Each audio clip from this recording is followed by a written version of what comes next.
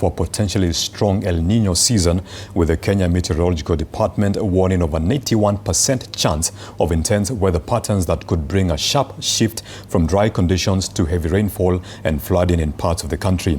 The weather outlook shows a delayed start to the rains in August and September, with Western Kenya, the Rift Valley and Nyanza expected to experience drier conditions before rainfall spreads across the country from October.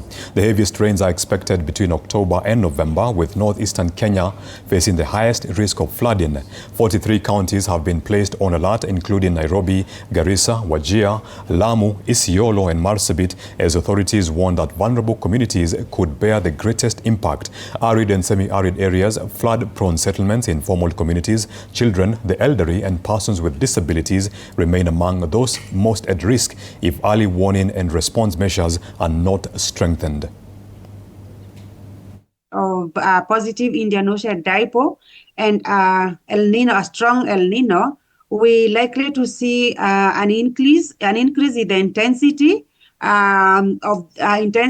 of amounts of rainfall that we may receive, with a possibility of having very, very intense rainfall episodes during the season. And we will be updating the country when we're expecting those very, very severe events. By January, we expect that this is likely to increase the intensity and frequency of the severe weather events.